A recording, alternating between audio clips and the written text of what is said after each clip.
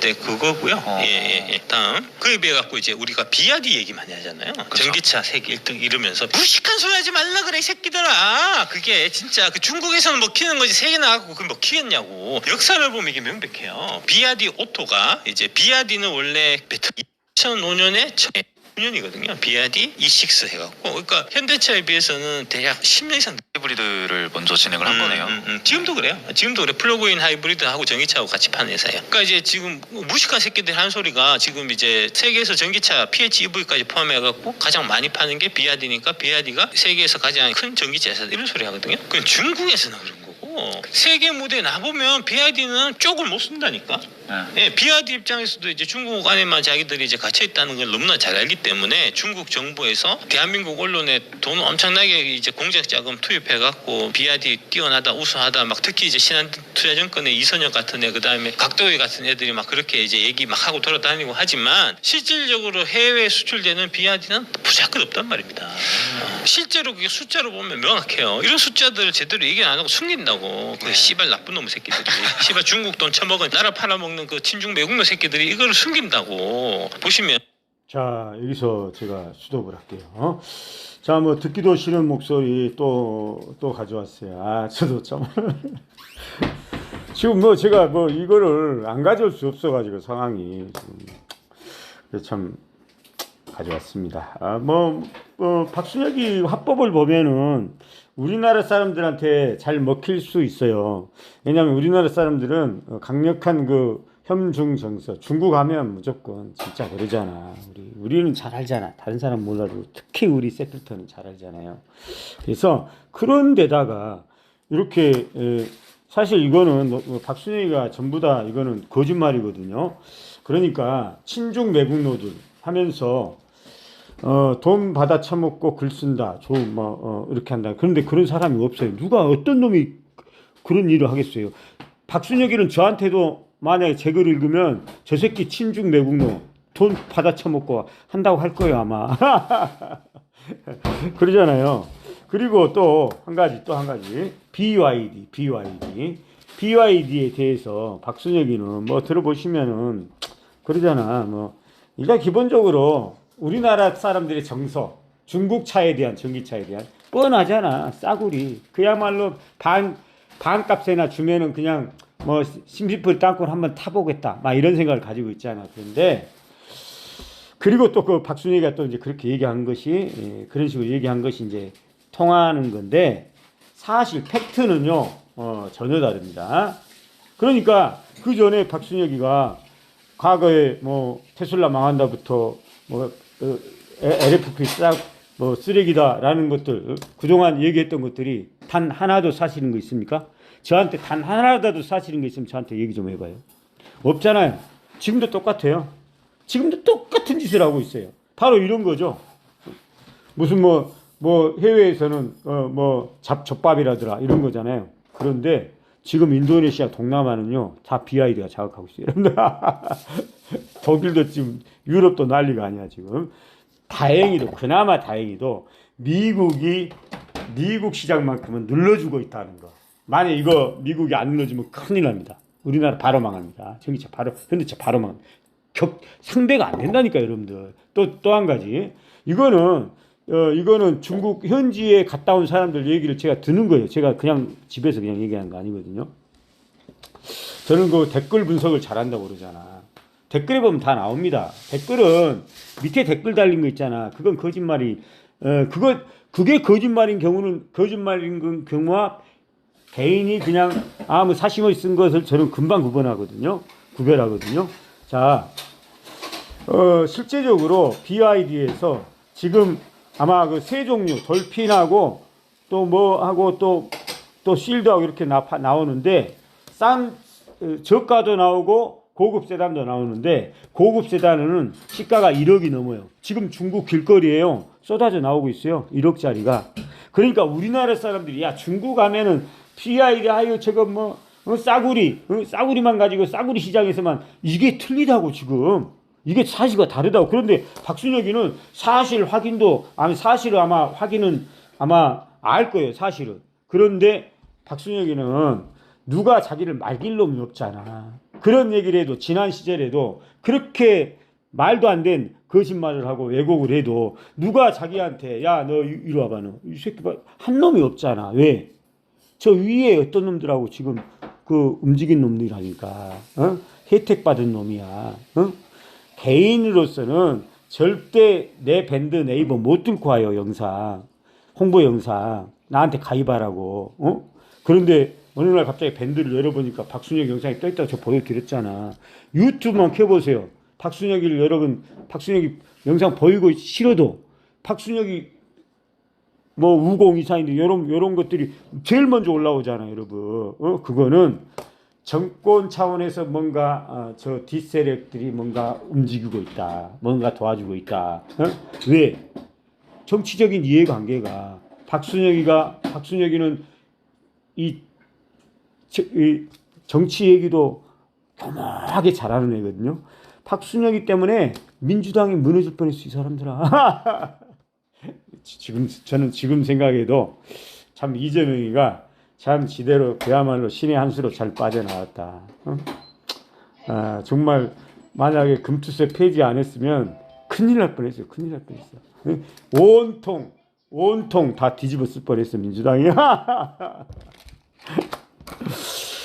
자, 오늘 역시나 일요일 아침에 제가 일요일 아침을 틈타서 일요일 아침이 좋을 것 같아요. 오늘 좀 깊이 있는 방송 좀 하고자 해서 오늘 옆으로 또 이렇게 나왔는데 박순혁 영상 가지고 나왔어요.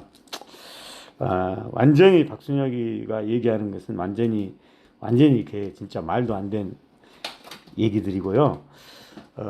실제 BYD는 우리가 생각하는 것보다 훨씬 위험하다. 아니 그 앞으로 우리나라한테는 상당히 위에 그런 어떤 자동차 회사예요.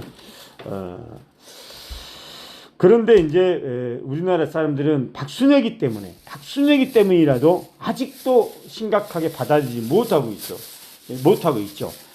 마치 삼성전자에 대해서도 과거 2년 전에 박 단장과 대한민국 전체 애널리스트의 차이점이 있죠. 대한민국 애널리스트는 아마 이렇게 생각할 거예요. 왜 현실 인식을 못하고 지금도 삼성전자 7만 원 반등론 이렇게 얘기하냐면 제가 볼 때는 그렇습니다. 전체적으로 대한민국은요 중국에 대해서 잘 몰라요. 인문학의 부재죠. 그런데 중국이란 나라는요 우리나라 사람들이 생각하는 것보다도 훨씬 뛰어날 수 있어요. 단지 자본시장을 받아들인 게 늦어서 우리보다 못 살 뿐일 수도 있어요. 제가 그 언어 관련해서 한때 얘기했잖아요.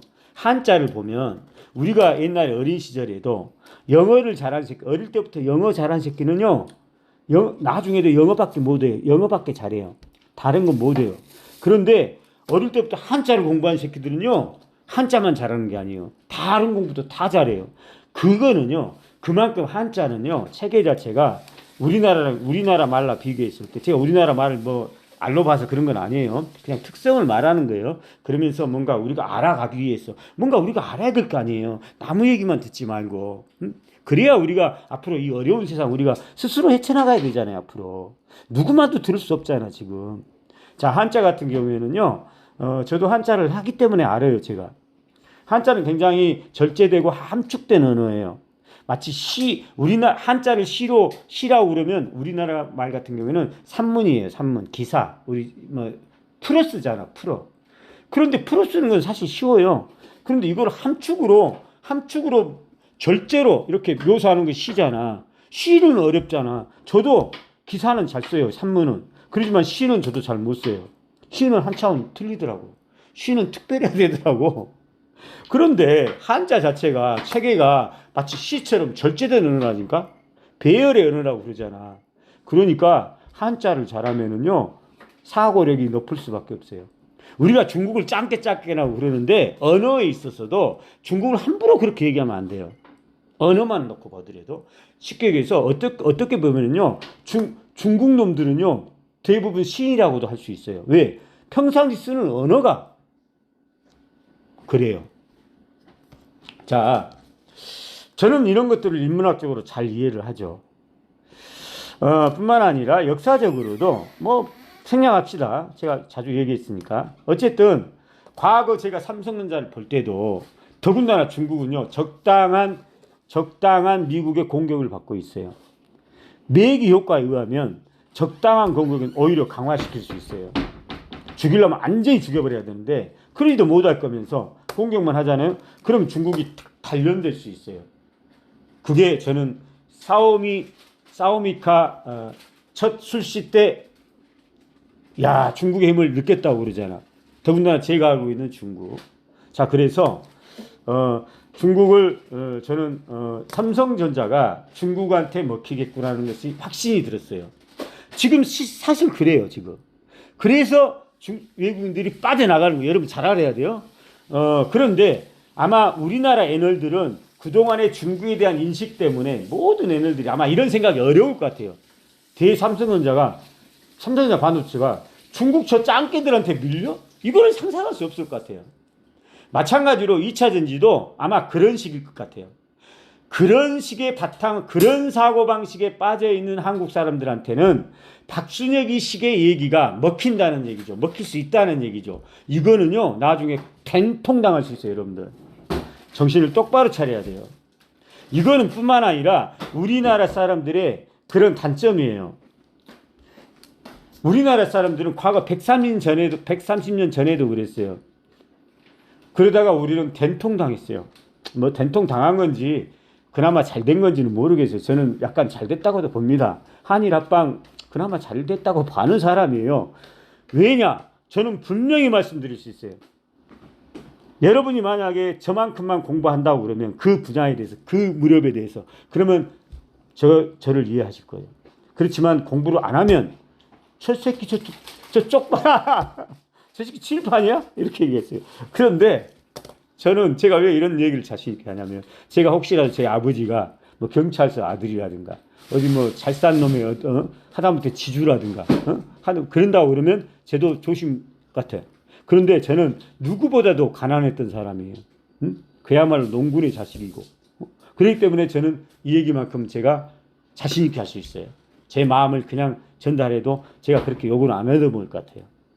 자, 어쨌든 지금의 이 박순혁이 이런 현상은 분명히 우리나라가 한번 대통당한다. 뿐만 아니라 저는 이렇게까지 생각해요. 우리나라 사람들이 막연하게 중국에 대해서 그렇게 생각하는 것은 결국은 저는 언젠가 한번 드러나는데 아이러니하게도 공교롭게도 반도체하고 전기차가 그 핵심 역할을 저는 할 거라고 봐요. 그러니까 현실을 직시할 제대로 우리나라 사람들은 그야말로 과거나 지금이나 마치 갈라파고스 섬에 있는 사람들 같은 모습이에요. 늘 우리는 지금도 마찬가지예요. 겉모습만 바뀌었을 뿐 의식 구조는 잘 안 바뀌거든요. 우리 조선시대도 그랬어요. 우리 조선시대도 외부에 대해서 어떻게 지금 이 제국주의가 어떻게 돌아가는지 아무도 알려고 하지 않고 알지도 못했어요. 그러다가 우리는 그런 시절을 맞은 거고 지금도 마찬가지죠. 지금도 중국에 대해서 알려고 하지도 않아요. 자, 이런 것들은 결국은 반도체, 왜냐하면 이 반도체하고 전기차는 워낙 중국의 힘이 강해요. 중국의 이 도전이 너무 거세요. 그래서 아주 조만간에 우리가 그토록 자부했던 그런 생각들이 무너질 것 같아요. 그 두 가지 중요한 어떤 섹터가 저는 반도체하고 오히려 전기차 같아요. 박순혁이 같이 그렇게 중국은 쓰레기라고 하는 그 전기차에서 아마 된통당할 것 같아요. 그런 일들이 지금 약간 벌어지고 있어요. 무슨 얘기냐면 지금 BYD라는 회사에서요. 한국의 전기차 시장에 대해서 진출을 지금 진짜 선언하고 있고 지금 들어오려고 하고 있어요. BYD라고 해서 한국 상황을 모르겠어요? 한국에 가면 저 새끼들 골 때린 놈들인지 다 알아요. 아마 전락이 힘들 거라고도 알고 있어요. 그런데도 한국 시장을 들어온 것은 제가 볼 때는 그래요. 제가 볼 때는 작심하고 들어온 것 같아요. 작심하고. 이건 매출 영업이익이 나냐 안 나냐 이런 어떤 그런 차원이 아니라 작심하고 그럼 이때 작심은 뭘까요? 작심은 그럼 제가 이 작심에 대해서 좀 얘기 좀 하고 그리고 나머지 분열에 대해 제가 이 핸드폰 방송이다 보니까 제가 자꾸 까먹거든요. 이 두 가지만 얘기하고 마칠게요.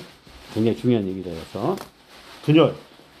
자, 우리나라가 지금 망하고 있는 거 제가 분명히 얘기했죠. 분열 때문이라고. 그리고 그거는 바뀌지 않아요. 우리나라는요. 이게 분열이 그야말로 오랫동안 500년 동안 묵힌 거라서 이게 쉽게 변하지 않아요. 이게 뭐라 하냐? 이거 뭐랍니까? 뭐 그런다고 이 두 번째. 자, 작심의 이 부분에 대해서 자, 저는 그 BID가 한국 진출을 한 것은 엄청난 각오나 작심이 있다. 그건 뭐냐? 자, 그러기 위해서는 먼저 중국인들의 사고를 좀 알 필요가 있어요. 제가 저번에 도대체 일본인들은 왜 그럼 우리를 싫어하지? 저 새끼들은? 얘기했죠? 중국도 마찬가지. 중국은 그럼 왜 우리를 싫어하죠?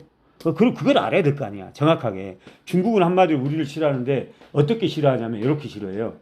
저 가짜는 것들이 저 또 아닌 것들이 졸라 까분다 이렇게 생각해요. 쉽게 얘기해서 그렇게 생각해요. 중국 사람들 대부분 그렇게 생각해요. 조선의 한국에 대해서 아이고 저 새끼들 아이고 그런데 진짜 가짜는 것들 첫 또 아닌 것들이 철나게 뭐 나대고 뭐 있는 척하고 뭐 잘 산 척하고 뭐 부국인 척 알고 막 이렇게 생각해요. 그런데 한번 밟아버리면 아무것도 아닌 것들 요렇게 그래서 그렇게 생각해요. 자, 그렇게 생각하다 보니까 제가 볼 때는 다 그런 어떤 그 마음이 있어요. 이거는 시진핑부터 그렇게 생각해요. 시진핑부터. 그래서 한국에 대해서 굉장히 안 좋고 불쾌하게 생각하죠. 뭐 표현이 어쩌려면 모르겠습니다만은 하여간 가짜게 생각해요. 하여간. 자, BID 역시 약간 그런 마음을 가지고 우리나라 들어올 것 같아요. 그래. 니네들 지금 우리나라에 대해서 우리 제품에 대해서 누구들 항상 그러잖아. 중국 짱깨 제품 뭐 이거 그런데 누구들 확실하게 우리 제품이 니네들이 그동안 생각했던 것과는 완전 다르게 단 한 놈한테 팔더라도 그런 놈한테 팔아서 우리 제품에 대해서 그동안에 니네들이 가지고 있었던 그 근거 없는 자존심 이런 것을 확실히 밟아주겠다. 단 한 대를 팔더라도. 그래서 저는 영업 손실이 난다 하더라도 저는 여기서 죽기를 각오하고 철수 안 하고 저는 철수 안 할 것 같아요. 그냥 손해볼 각오하고 들어오고. 그래서 저는 작심만 되는 거예요. 단지 영업이익을 떠나서 이런 걸 떠나서 그런 것들은 어차피 BI 정도 되면 다른 나라에서도 얼마든지 영업이익 벌어요. 한국에 들어오면 손실을 각오하고 들어올 거예요. 걔들. 그렇지만 걔들이 온 목적은 매출이 아니에요. 제가 볼 때는. 그런 어떤 중국의 어떤 자존심 한국을 바라보는 시각에 의해서 저 새끼들 밟으려고 들어온 것 같아요. 제가 볼 때. 너희들 이번에 한번 각성시켜줄게. 개새끼들. 그동안 그리고 BID 정도면요. 한국인들의 의식 구조를 잘 이해하고 있을 거라고 저는 봐요. 다 분석하고 있을 거라고. 아니 시진핑이 알더라니까. 대통령이 알고 있어요. 자, 그러니까 우리는 더 지금 분명하게 알고 있어야죠. 우리가 갈라파고스적 섬에 갇힌 사람처럼 행동할 게 아니라 박순영이 말만 믿고 그대로 따를 게 아니라 저 같은 사람 얘기도 들어봐야 된다는 얘기죠. 쟤라고 이 얘기 하고 싶겠어요? 자, 두 번째 분열에 대해서만 얘기하고 끝내겠습니다. 시간 때문에. 자, 저는 분명히 우리나라는 분열에 의해서 망한다. 그런 구조에 들어갔고 지금 현재 그렇게 되고 있어요. 저는 심지어는 코로나도 분열 현상이라고 보고 있잖아요, 여러분들. 자, 그러면 사람들은 이렇게 생각하죠. 분열이라는 것은 어느 나라나 있지 않습니까? 미국도 분열하고 정치 세력들은 맨날 싸우고 그런 거죠. 그게 꼭 우리나라만 있는 것도 아니고 그것 때문에 우리나라가 분열합니까? 라고 얘기할 수 있죠. 그런데 아니에요. 우리나라는요 아주 독특해요. 제가 그것 좀 설명하죠. 이거는 오랫동안 500년 동안 묵힌 거예요. 그렇기 때문에 다른 나라랑 강도가 틀려요. 저는 이 얘기를 하고 싶어요. 그렇기 때문에 이건 반드시 우리는 망하게 돼 있어요. 저는 거의 100% 확신합니다. 그리고 저는 마땅히 그래야 된다고 생각해요. 자, 그러면 왜 저는 이렇게 확신하느냐? 자, 거기는요, 철학적으로 좀 들어가야 돼요. 그래서 인문학이 필요해요. 이런 것을 이해하기 위해서는. 자, 조선시대 500년 동안 우리가 헤어나지 못한 것이 뭐죠? 이익이 이원론과 이익이 이론론의 이런 싸움이었어요. 다시 이 얘기가 너무 중요해서 제가 이 얘기를 하는 거예요. 자, 이익이 이원론, 그럼 다시 한번 들어갑시다. 그러면 이익이 이원론은 뭐죠? 이익이 이원론? 이익이 이론론의 반대죠. 그러니까 이와 기는 서로 다르다.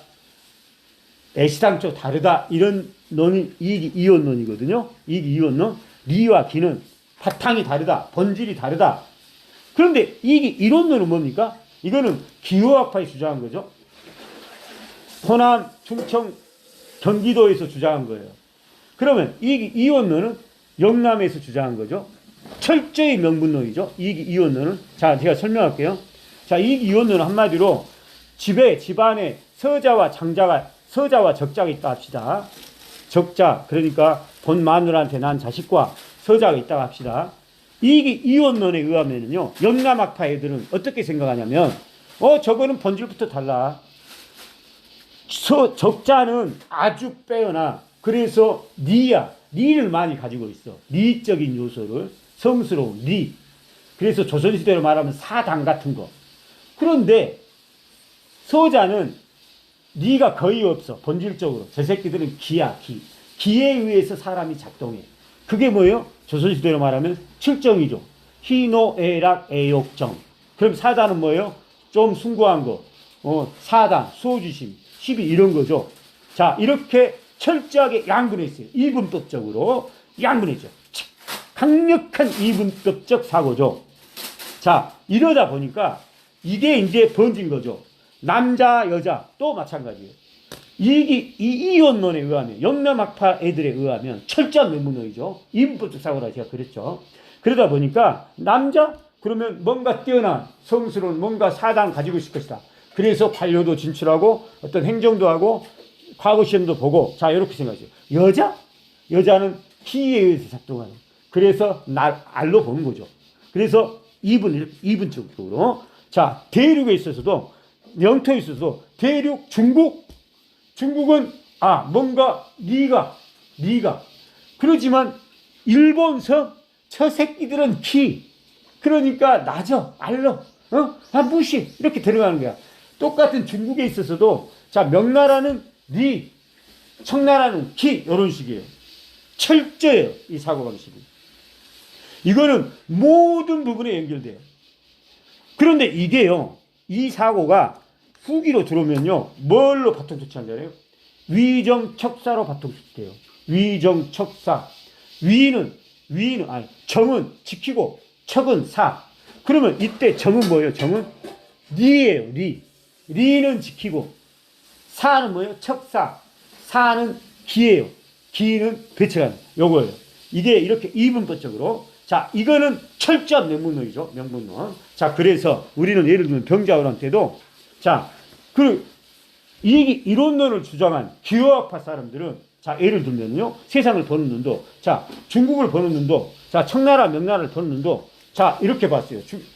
기호학파 사람들은, 야, 그거 청나라면 어떻고 명나라면 어때? 그리고 그 명나라, 옛날에 명나라지. 무슨 지금도 그때 명나라나 알고 보면 다 썩어가지고 다 나라가 멸망했더만.